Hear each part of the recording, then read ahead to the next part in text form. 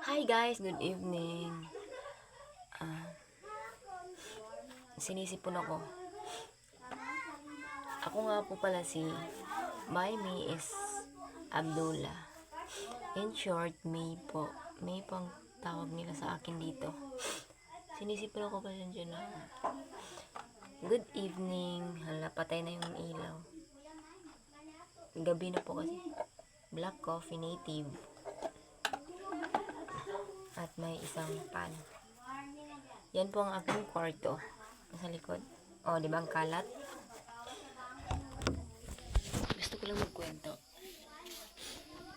Kasi, bad mood ako. Tapos yung situation ko masyadong sobra pa sa workaholic na hectic masyado yung schedule, Parang ako yung nagiging breadwinner sa family namin ba. Si mama kasi guys, nakakahiya mang i-share. Si mama, pala utang masyado si mama. Ako, kabaliktaran kami ni mama kasi ako takot ako mangutang. Tapos si mama sobrang pala utang. And then imbis na yung mga budget para sa family sa bahay, doon napupunta sa mga utang niya. Ako may sariling pamilya na ako dapat. Sariling pamilya ko na yung problema ko.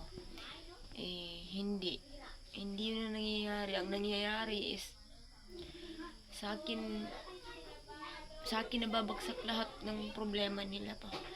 Ang bigat-bigat lang kasi. Gusto ko lang i-share. Ang bigat-bigat na kasi. Yung isang kapatid ko nag-apply mag-a-abroad siya. Iniwanan yung anak niya, maliit pa lang dahil dalawa kami naging breadwinner ba, tapos ngayon jobless kami pareho. So yun, nag-decide yung actually ex-abroad kaming dalawa. And then dahil nga sabi ko pala utang si mama, ano nga bang uwian? Wala, diba no? Wala kay nagsalig kami sa kanya. Akala namin kasi yung mga pinaghirapan namin napupunta sa maayos. Hindi pala. Naubos sa utang. Hindi na ako na bumalik. Dito na nga ako sa Pilipinas. Jobless na nga. Sa akin pa rin nakaasa ang lahat. Iniwanan ng kapatid ko yung anak niya. Nasa Maynila siya ngayon. Nag-apply. Sakit ng ulo ko na naman yung gatas. Ngayon, nanganak yung kapatid kong lalaki, yung asawa niya nanganak. Sakit na naman ang ulo ko kasi wala ring ipon. Ang hirap maging mahirap. Ang bigat-bigat. Kaya gusto ko na lang i-video yung sarili ko kasi sobrang bigat. As in,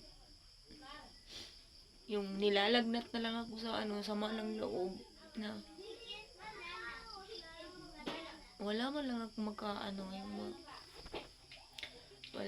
hindi man lang ako matulungan ng mga kapatid ko, hindi man lang sila makatulong, kaya lalo pa silang nagdagdag pa sila sa pasanin. Ambot, yun lang. Gusto ko lang i-share. Sobrang daming bad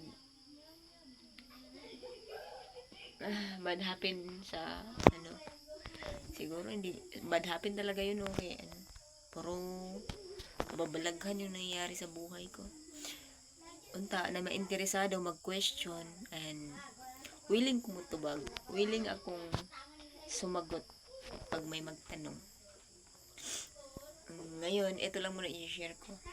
Pagka willing kayo magtanong, willing din akong mag-video ulit para sagutin yung mga tanong nyo. Gusto ko na lang mag-video na lang yung sarili ko. Mag-start kaya ako dito sa YT, May na lang. Yun lang. Hope panoorin nyo. Unta.